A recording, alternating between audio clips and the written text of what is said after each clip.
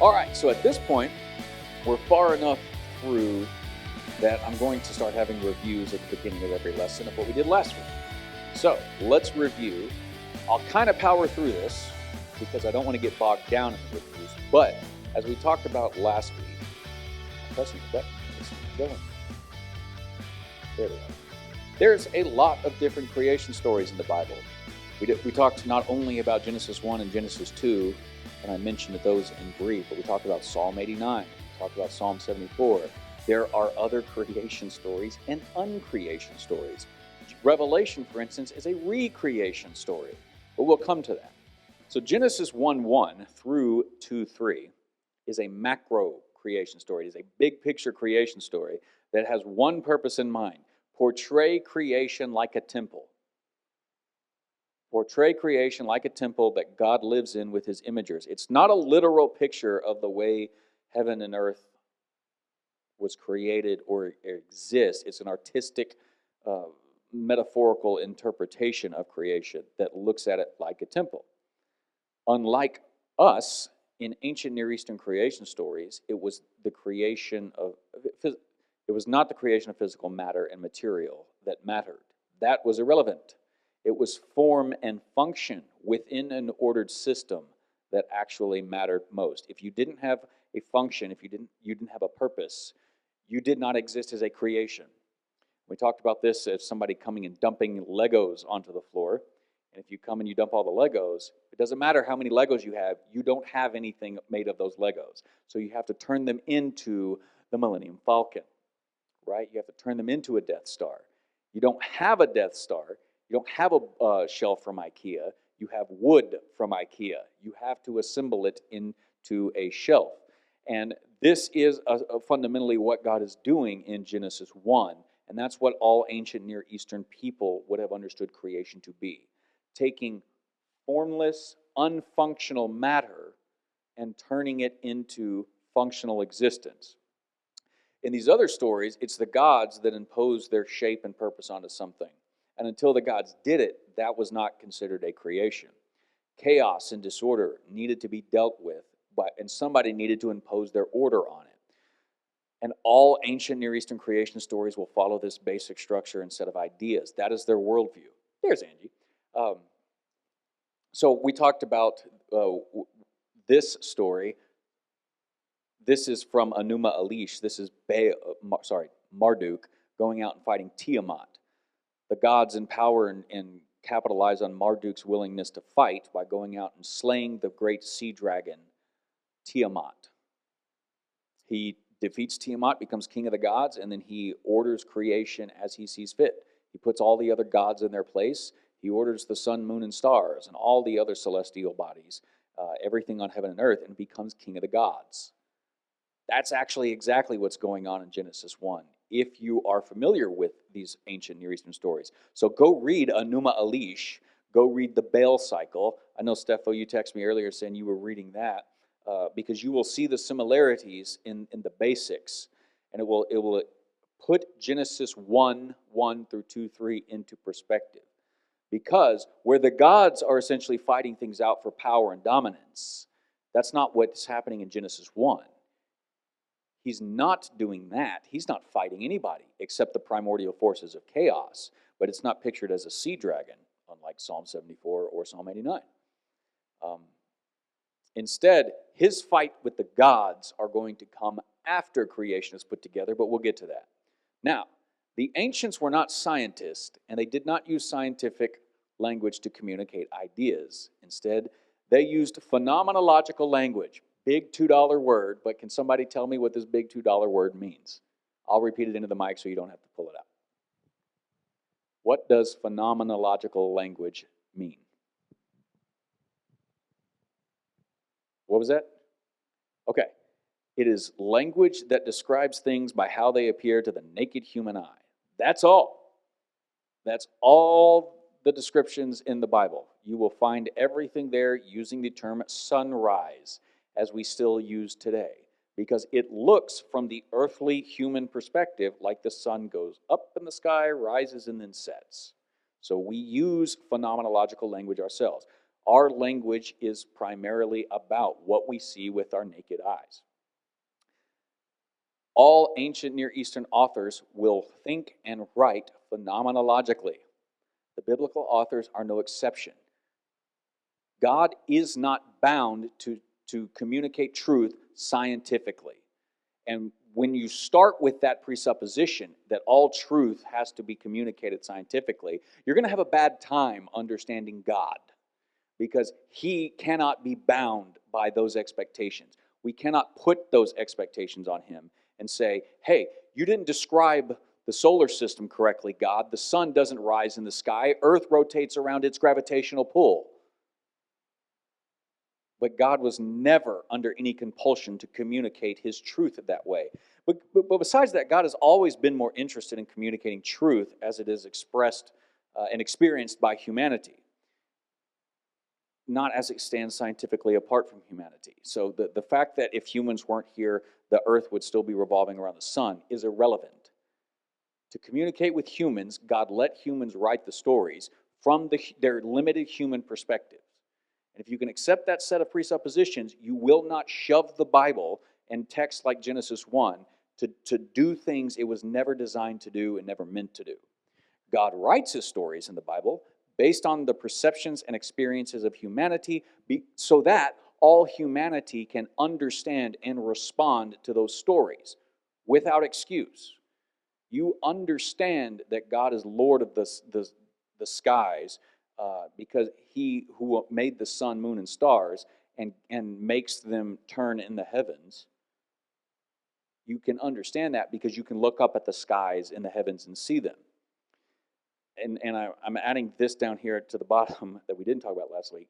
The idea that he is creator should not be reduced to the idea that he made physical matter pop into existence. That is just not all that important. So, when we come to Genesis 1:1, it says, in the beginning, God created the heavens and the earth. You have to read this as the literary device that it is. It's a merism for all things, everything in the heavens above, everything in the earth below, and it is the beginning, a definitive point in time when God gave form and function to all things. Now, Carla, you have a question? Grab the mic, pass it back there, and ask the question into the mic, please. So I was thinking, because we are so inclined to think scientifically, is that somewhat because God's Word proves most scientific theories? I don't know. That's the age we live in. I don't know that it's because God's word proves anything scientific. I don't know that God's word proves anything scientifically. It just doesn't debunk anything scientifically. When you're talking about science, you're just talking about replicated phenomenon that you can see every time you test it or put it up to it, right? Uh, it's a specific way of categorizing information, testing theories, and understanding the universe. It's just one lens that you can put on to understand things. But so is mythological language. So is phenomenological language.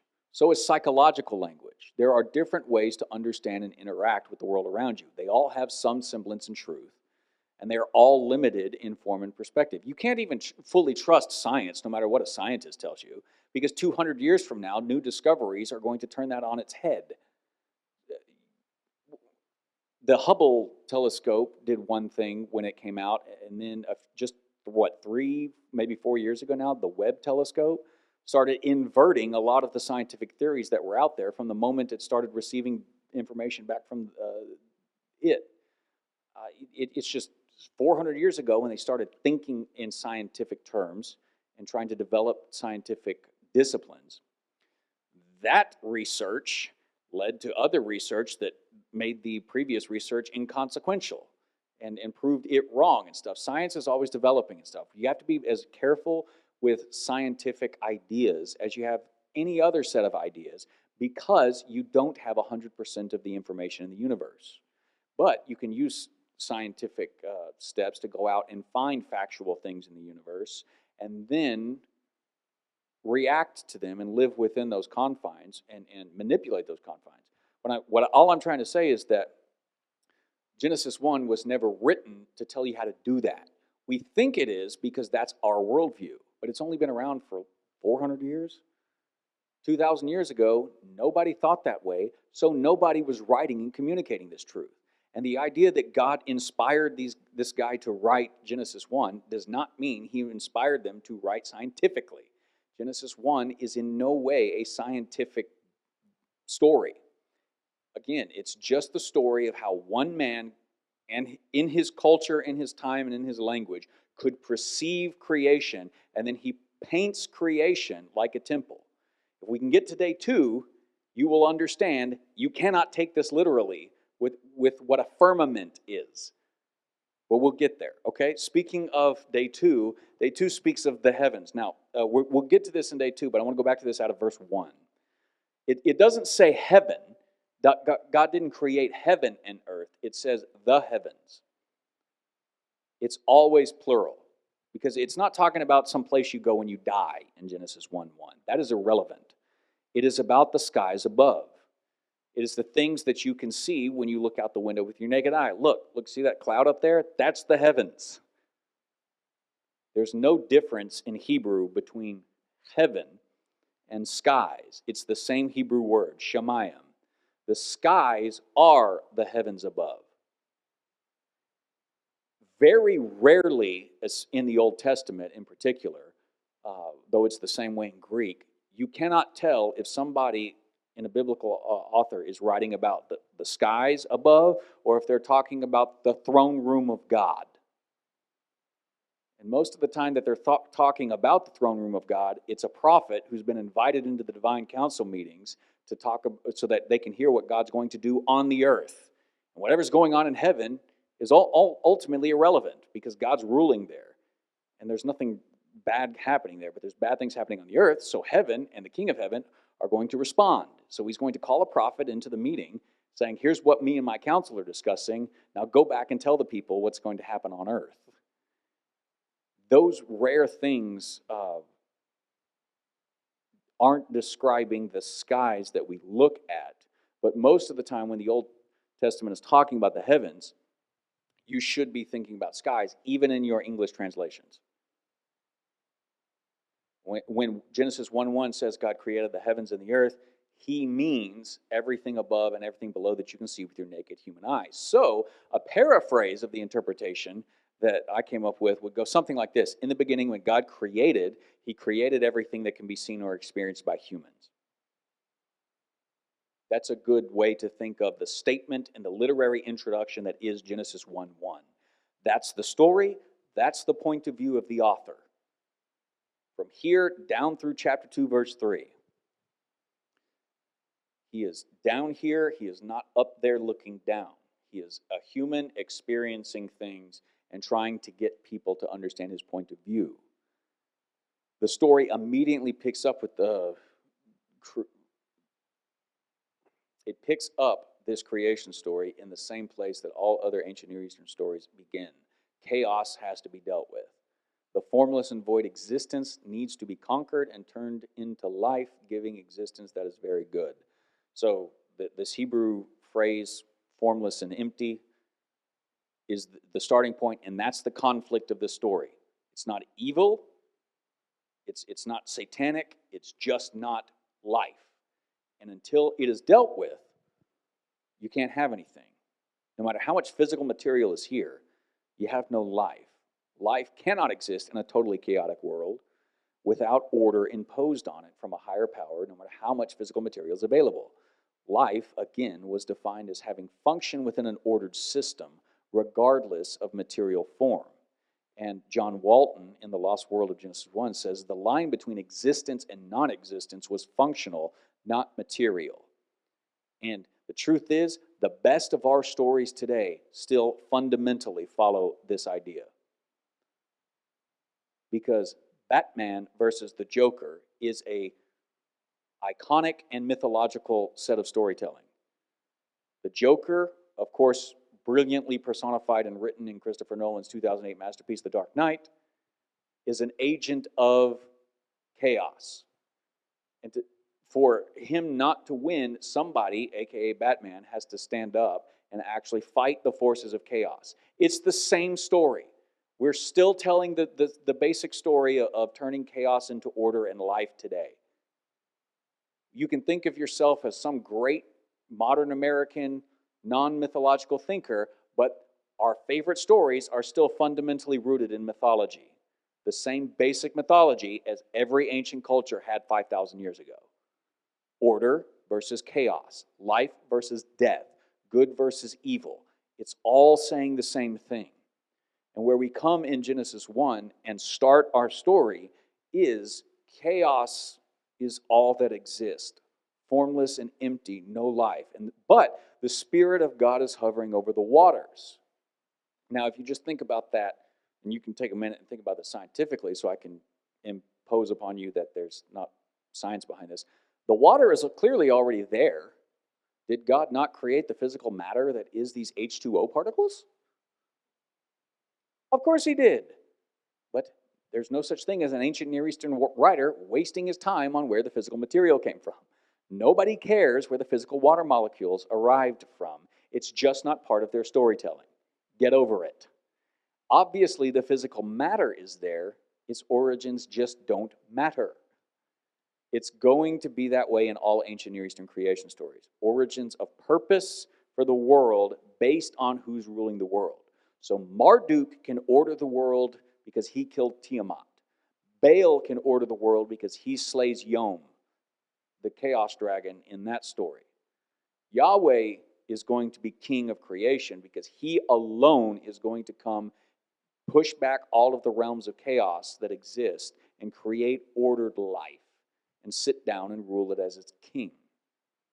So here in the starting point, God is above the waters, the place of perspective and, of eventual humanity. The story is actually placing God in the POV of where humanity is ultimately going to be when the waters are pushed back, the land rises up, and humans are on the earth. He's surveying that situation there, and he's looking around. He's getting ready to make his judgment call to create. Now, here's a little comic for you to drive home the point. I don't know if this is supposed to be mocking God or not, but let's read this comic. This is God talking to Moses. Here you go, Moses. Anything else before you leave? Please, Lord, the people would like to know the secret of how the world was created. Very well.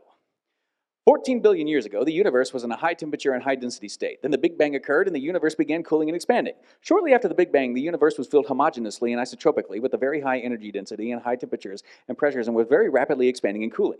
At first, the universe grew exponentially and inflated. When the inflation stopped, reheating occurred and the universe obtained the temperatures required for the production of the quark gluon plasma as well as other elementary particles such as electrons, positrons, and other leptons and quarks. At that point, the temperatures were so intense that the random motions of particles with relativistic speed and antiparticle pairs of all kinds were being created and destroyed continuously via collisions. At some point, a small axis of quarks and leptons over antiquarks and antileptons, and the order of 1 part in 30 million was created. This resulted in the predominance of matter over antimatter in the present universe. Protons, neutrons, and electrons were first moving relativistically, but then they all stopped. A few minutes into the expansion, the temperatures was about 1 billion Kelvin into the world's universe kept cooling, and that's how the universe was created. Questions? Okay, right. What I meant to say was, I created the world all by myself 2,500 years ago. It took me only 6 days too. Woo! Finally, you're making sense. Now, I doubt any of us understood anything about that. So nobody in the ancient world could have understood that if God had said it. So God just limits himself to communicate what they can understand when they can understand it. And it's actually the story that can be understood by all humans in all places because it's written from a very human perspective. And God is even starting the story down where humans are ultimately going to live. That's the review. Any questions thus far? Okay. Now, let's ask this question because I didn't quite get to it last week. What does it create mean in Hebrew? What does create mean in Hebrew? The term create in Genesis 1 is the Hebrew word bara. God barad the heavens and the earth. It is used in Genesis 10 times. It is used throughout the Old Testament 47 times. And if you went through each of these sections and you analyzed the word, it would actually give credence to the idea that creation is functional and not material, all throughout the Old Testament, not just in Genesis 1. When God creates in the Old Testament, when God baras, he creates the cosmos 10 times, people in general 10 times, specific groups of people 6 times, specific individuals or types of individuals 5 times, 2 creatures, 10 different kinds of phenomena like darkness, 3 different components of cosmic geography, and the conditions of a pure heart. And I'm just giving you this list because if you actually went back and you did a word study on bara, you would find that it's really never about physical creation. Wherever God creates something, he doesn't usually have anything to do with physical material. Some of these passages, if you were to look them up, are at least ambiguous that you didn't know, is it physical creation going on here or is it functional creation? But because the majority of them are actually about functionality and not physicality, it lends credence to the idea that when God creates in Genesis 1, he's not creating out of nothing, or the Latin phrase that we talked about last week, ex nihilo. This is a term that gets brought up by people who think Genesis 1 is trying to tell you a creation of physical material. God created the matter, but the story simply isn't about that topic's origins. So God just doesn't waste his time with topics that 5,000 years ago people were not interested in. They didn't care where the physical material came from. They assume it came from the gods, or the Hebrews assume it comes from God. But that's not what they're emphasizing. They're emphasizing something else in the Old Testament. Where did it get its form and its function? Now, this Hebrew term for creating, God is always the one who does it in the Old Testament. God alone baras. There are other words for creating in Hebrew that could be applied to humans. If a human and a human make another human, that's a different word. So about this, John Walton says, deity is always either the subject or the implied subject in passive constructions of the verb bara. It can therefore be confidently asserted that the activity is inherently a divine activity and not one that humans can perform or participate in. You cannot bara. You cannot give something its form and its function. You cannot give something, even yourself, your own purpose, which is antithetical to a modern existential idea today that you have to give yourself purpose and meaning. Because everybody out there, outside these walls, are looking for purpose and looking for meaning and looking to understand. And they're coming up with all the wrong answers because they actually start from a flawed perspective. They can't give their life meaning. God gave us purpose and meaning from the beginning. We have to discover what that is. So if the Israelites understood the word bara to convey creation in functional terms, then that is the most literal understanding that we can achieve. Such an understanding does not represent an attempt to accommodate modern science or to neutralize the biblical text. The truest meaning of the text is found in what the author and hearers would have thought. What they would have thought was that God was not after physical material. He was after function and order. So he gave the universe function and order. And he gave the creatures that are going to inhabit the universe purpose. So as we're going through these 7 days, we want to understand what this purpose we have is. Now, I'm going to show you a video about 3 minutes long from the Bible Project. This was originally like a 7-minute video about all 7 days of creation in Genesis 1 through 2-3. I've split it up so that I think today will be the longest at just over 3 minutes. So we will watch this and then we will talk about as many days of creations 1 through 3 as we can.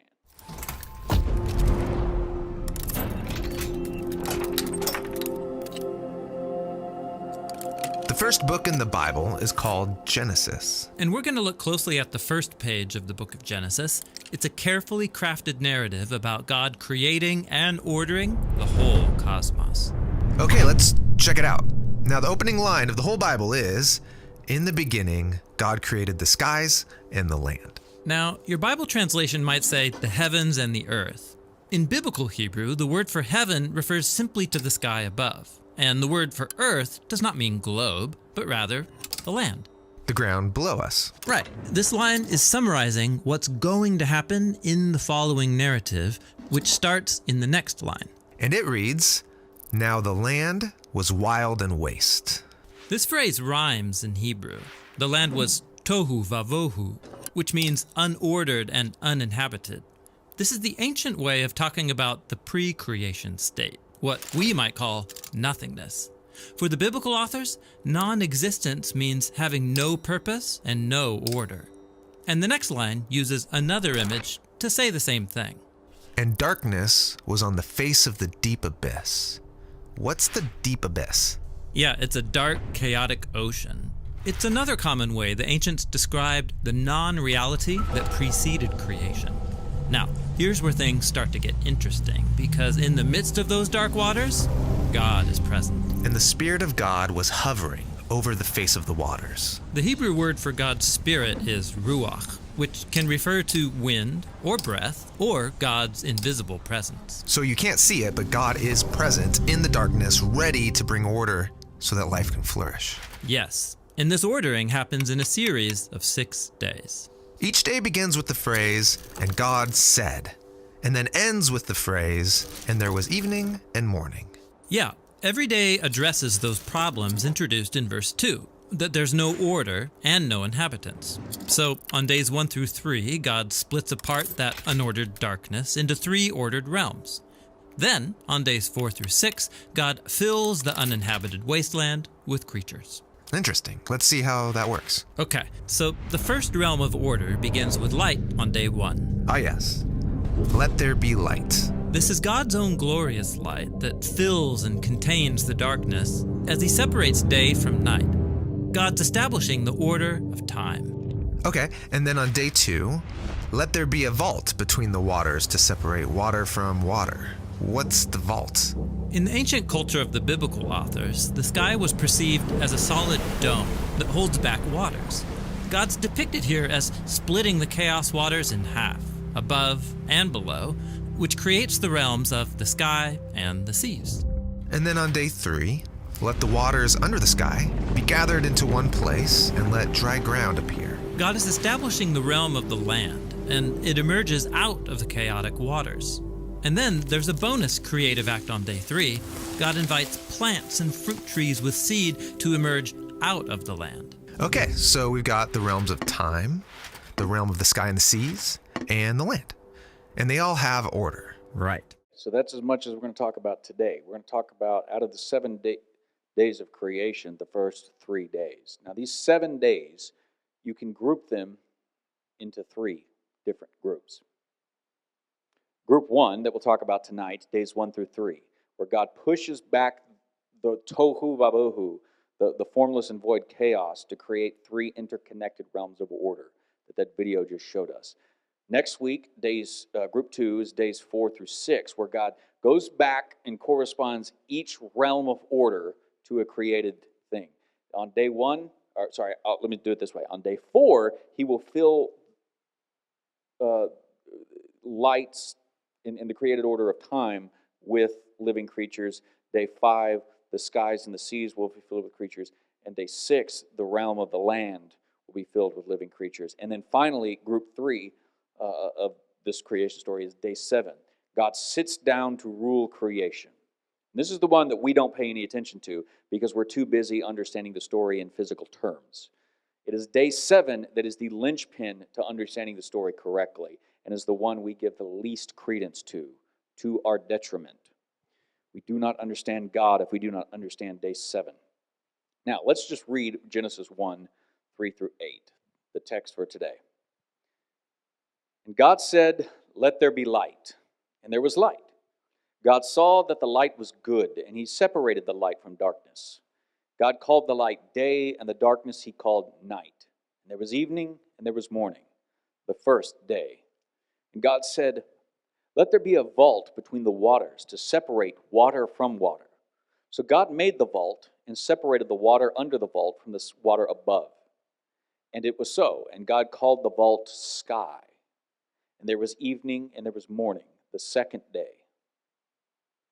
And God said, let the water under the sky be gathered to one place, and let dry ground appear. And it was so. God called the dry ground land, and the gathered waters he called seas. God saw that it was good. And God said, let the land produce vegetation, seed-bearing plants and trees, and land that bear fruit with seed in it, according to their various kinds. And it was so. And the land produced vegetation, plants bearing seed according to their kinds, the trees bearing fruit with seed in it according to their kinds. And God saw that it was good. And there was evening and there was morning, the third day. All right, so as we go through these, I'm going to stop after each day and give you a chance to ask questions, and we'll see how far we get. But days 1 through 3 are the creation of 3 realms of order. Realm number 1 is the order of time in days. It is not so much the creation of light itself, but if you follow the story closely, it's a span of light and a span of dark that will correlate to the light that is actually created. It is created to govern what in day 6 is going to be humanity's time frame, 24-hour days. So, what does day mean in the context of Genesis 1? The Hebrew word is yom, and it could mean day, meaning a 24-hour day, a literal 24-hour time period. But as an idiom, it could just mean time without regard for an exact reference of beginning to end. When the Bible says 3 days, that's an idiom for a little bit of time. More than a day, less than a week. It is not a 72-hour period, because that is an idiom. Is that what's going on in Genesis 1? Because a lot of people will say, well, yom can mean like an age. And so what must be happening here is that there's these different ages coming along, and that God is doing things across vast spans of time. But that is silly. They're proposing that etymology of the word, because one, it could mean that, but because they're trying to force the text to concord with science.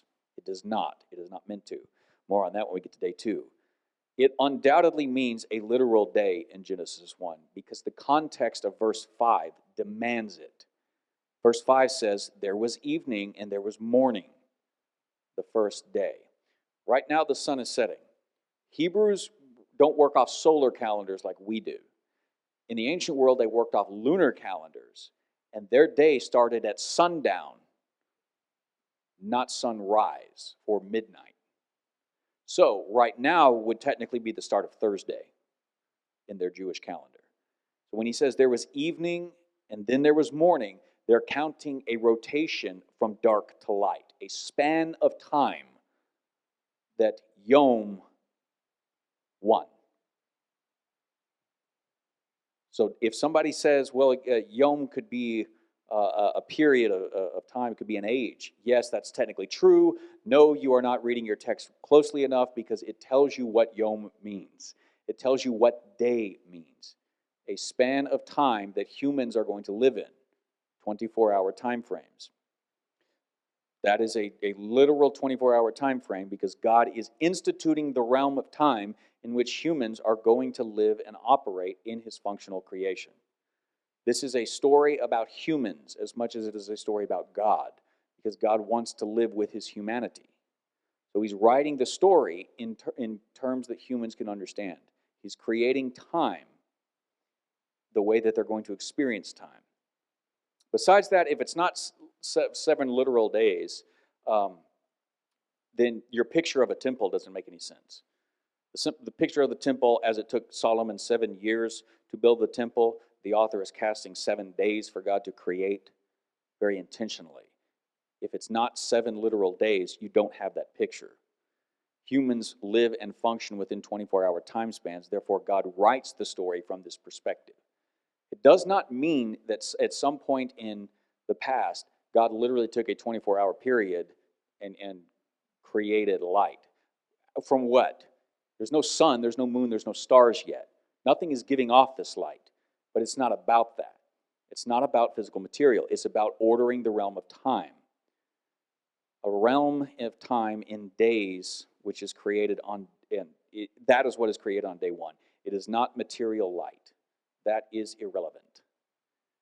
But because we think scientifically, we tend to think that. Give me one more slide, and then I'll let you ask your question. You could justify translating it if I paraphrase it like this. And God said, let there be a period of light. And there was a period of light. God saw the period of light was good, and he separated the period of light from the period of darkness. And he called the period of light day, and the period of darkness he called night. And there was evening and there was morning. That was the first day. And the reason you can justify doing this up here in these early verses, let there be light, let there be a period of light, is because down here he calls the light day and the darkness night. That's a period of time. The story is parsing out as it goes what details it means. Another question, Carla? So the creation of a 24-hour period set as a day was intended for us specifically? Yes. Okay. Yes. God's not creating a realm of time for celestial beings. He's not creating a realm of time for animals. He's creating a time for humans to live and operate on. So this story, the first creation, is the realm of time, and that time is 24 hours a day. It's written that way because that's the way we live. We experience it that way.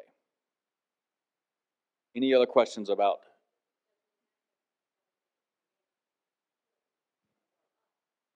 That? Yes, that makes the 7 days of creation true for us because the 7 days of creation are not about God literally did this in the past. See, you're still thinking scientifically. Right. And this is why we're talking about it. It's Genesis 1 does not think that this is what happened because it's going to make no sense when you get to Genesis 2. God planted a garden? I thought he did all this in Genesis 1. How come there's no woman? I thought he created man and woman in Genesis 1. It's not the historical story of what God did and didn't do. It's picturing creation like a temple. And a temple had order, and it had realms of existence flowing out from it. The first realm of existence that we have to live in is time. What is the realm of time that we all live under? 24-hour days. That is how it is experienced every day of our life. So the first thing that God creates is the order and realm of time so that we have an existence like that. But again, there's no sun, moon, and stars. Where is this light coming from? If you're going to think scientifically, you're not going to be able to answer those questions. Okay, so now I have another question. Because I seem so happy in my scientific approach at this moment, how do I break free of it? You become a really, really good literary critic. And you learn to think as literarily as possible. This is why I said don't read the Bible literally. Read the Bible literarily. You have to understand when an author is trying to tell you about historical facts that happened in the past and when they're trying to portray creation as a temple. So are there a set of questions or check marks that I can use to overlay that, to break that pattern? Because it's ingrained in me from almost day one. In Genesis 1, a set of questions could be something like, does this work scientifically? If the answer is no, you should not be reading it scientifically, and therefore what we would consider literally. A Hebrew would consider that God literally created the universe because he ordered space and time and gave humans form and function. If that's not the way that you think about it, you should let go and try to understand, okay, they're not concerned with physical matter, let me just let go of physical material. What does it mean for God to be the Lord of time? Because if you can answer that, you can better know how should you be using your time. You have this, people all the time tell me they don't have enough hours in the day, right? They're wrong. They have the exact same hours in the day as everybody else because God made it so. The trouble is you don't know how to order your life properly under God's lordship. The Lord of time that you claim to serve is going to require a reckoning of you to explain how you used every minute of the breath of life he put in your lungs. And so it should tell you right from the beginning, I should really think about how I live my life under the order of time. How do I use time correctly and incorrectly? If I'm not being paid for it, am I using my time constructively? Yes, it puts a whole new spin on wasting time, as it should. Now, let me further break your brain, and we'll see if we can get into day 3, but let's at least get through day 2. Day 2 is the order of the heavens, or the skies. Same Hebrew word, shemayim. So God is going to create, and this is why you can't think of the story literally, because this isn't literally what he creates. He's going to create a vault. We'll talk about that in just a second. But out of the vault, the real purpose of day 2 is that God is going to create weather patterns to govern the waters. Let's talk about that. Verse 6 says, and God said, let there be a vault between the waters to separate water from water. The Hebrew word is rakia. It means vault or firmament in some translations, but they thought of it as a literal glass dome that held water on top of it, because where else is that rain up there going to sit? Again, these are not scientists. These are people who just look up there and see, well, there's water up there. It's got to be held up by something. And they called that something the firmament or the vault. And here in Genesis day 2, God is actually claiming credit for creating a solid dome. Do you live inside of a solid dome? Is this the Simpsons movie? I don't think so. Or SpongeBob. So should you be reading this as a literal, scientifically accurate set of propositions? No, because we know there's no vault up there. The Hebrews, along with every ancient Near Eastern culture, believed that the sky was a solid dome above which the waters of the heavens sat. Humans can live within that vault so long as there is order maintained between the waters above and below, in which life, crops, and therefore creatures can grow and exist. The solid dome was thought to possess doors and windows, which God, or the gods, if you're not Hebrew, would open so that the waters above, meaning the rain, would come down and water everything, or it would be kept closed as a punishment. So basically, day 2 of Genesis, the idea of God creating a vault by separating waters above from the waters below, was the institution of a realm of space in which humans could live and dwell, but also could be viewed as the weather patterns necessary for their growth and flourishment under God's control alongside time. If you have too little water, everything dries up and eventually perishes. If you have too much water, everything is flooded away, which is exactly what God does in Genesis 6 through 9. He undoes his creation. That's the judgment. And then out of that watery chaos, he saves 8 people and he recreates the world. Even in Genesis, there is not just 1 or 2 stories of creation. There's actually 3 before you even get to Abraham, because Noah is a undoing of creation and a redoing of creation. This is the firmament. That's the Hebrew idea. That's the word. That's what they're thinking. That's what this verse is communicating. That the earth was a big old flat spot and a big old dome set on top of the mountains. And it separated waters from waters. That's a snow globe. It does look like a snow globe on these pictures, but you got all the chaotic waters separated. So now you got waters above, the great deep below, and then within the dome you've got land that will eventually come out the next day, and the air and the sun, moon, and the stars. And when the gods opened that portal, the rain came down and let the crops grow. Yeah, because they couldn't climb high enough to see the curvature of the earth. They didn't have mountain climbing as a discipline or a set of technologies that would help them climb that far up without going lightheaded and passing out. So nobody ever did it. So they had no idea that the earth was curved until the Greek philosophers come along and do some measurements, and they were actually within like 300 miles of the actual curvature of the earth's diameter. But no need to talk about that now. So if this is what John Walton says, again, because he summarizes it so well in this book. If this is not an account of material origins, then Genesis 1 is affirming nothing about the material world. Whether or not there actually are cosmic waters being held back by the solid dome does not matter. That material cosmic geography is simply what was familiar to them and was used to communicate something that is functional in nature. Instead of objectifying this water barrier, we should focus on important twofold cosmic function it played. Its first role was to create space in which people could live. The second, more significant function was to serve as a mechanism by which the precipitation was controlled, the means by which weather operated. Order in the cosmos, for people especially, depended on the right amount of precipitation. Too little, and we starve. Too much, and we are overwhelmed. The cosmic waters posed a continual threat, and the firmament has been created as a means of establishing cosmic order. It doesn't matter what one's material cosmic geography might look like. The point remains that on the second day, God established the functions that serve as the basis for weather.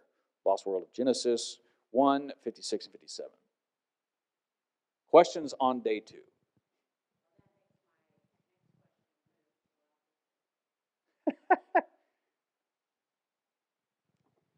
Anything before we try and cram in day 3? I got 4 more slides left. So I think we're going to get through day 3 in the next 3 minutes here. All right, day 3 is really simple. If day 1 and day 2 don't throw you off, day 3 won't throw you off. But I hope day 1 and day 2 do throw you off to some extent, because you have to rethink these stories the way the Hebrews understood them. Yeah, they understood a literal vault up there, but that's obviously not the point. The point is it creates the order of the heavens, the skies above. Well, day 3, it's the order of the earth, the land, and food. 2 things get made on days 3 and 6. Day 3, the land is created to serve as a place for the future created beings, but also the food system of plants and vegetation is created on the land. So let's talk about the functional realm of the land and the food system. 2 things created: the land, the earth, which is not to be thought of as a globe when you read the Bible. They believed it to be a flat earth because that's all they could see. That doesn't mean that, it just means there weren't scientists. It doesn't mean that they were wrong. You live as if the earth is flat, so it works. Verses 11 and 12, the vegetation that would make up the food system for all the living beings on the land is then created on the land. So you get the little green colors and it turns green. If this were an account of physical creation, we should note that God does not actually create anything on day 3. The waters are gathered below to enable the dry ground to appear.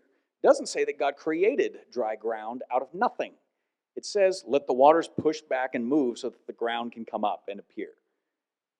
The physical land does not come into being out of nothing. So the people that think that they should be reading the story as if the ground magically appeared do not understand this ancient cosmology. The vegetation springs up out of the ground. It's not created out of nothing. So on day 3, the people that try to understand Genesis 1 as telling you scientific truth have pointed this out. God doesn't actually create anything on day 3. Yeah, he doesn't actually create anything the way that you think he pops matter into existence at all. From the moment he starts creating in Genesis 1-2, the material is already there. And day 3 is a great example of that if you're paying attention. So by now, you know better. We should not be considering the functions. We should not be considering material. We should be considering the functions that are established by the Creator. Here the functions are time, space, or the heavens, if you wanted to call it that, and now the land. Those are the realms of order. Days 4 through 6 are going to be filling those realms of order with living creatures. And to end us, it's kind of like this. Here's the way the Bible is operating. You have a higher being, like a father, who tells his child, hey, the stork is going to bring mommy a new baby. And then that daughter goes off and she tells somebody, hey, the stork's bringing my mom a new baby. The guy understands his wife is pregnant. He doesn't actually take that statement as literal. It's an imperfect messenger who can't be shared yet because she's too young to understand how the baby has actually come into existence. She's going to get there someday, but for now, it's an imperfect messenger. Well, it's the same thing. God is just trying to communicate. I made all things. I made the realms of order. I made things connect. And these pre-scientific beliefs of the imperfect messengers still tell us that same message. God is concerned with communicating this. He does not need scientists to communicate this message, because we can read the text and we can come to this conclusion. Perfectly fine. That's it. That's all the text is trying to tell us. So, on day 1, God created the basis for time. Day 2, the basis for weather. And day 3, the basis for food. These 3 great functions, time, weather, and food, are the foundations of life. If we desire to see the greatest works of the Creator, it's not to be found in the materials that He brought together. It is that He brought them together in such a way that they work. We should never lose the wonder of this. Functions are far more important than material. And I think that is as true today as it is for people 5,000 years ago who were just beginning to put this together. They looked around the world, they looked around creation and said, how did all of this get here and why does it work? Their argument was the gods fought it out and to the victor went the spoils. The Hebrew situation is God didn't have to fight anybody. He's so great and powerful, He just spoke and it was. He ordered it with a command because that's how great of a king He is.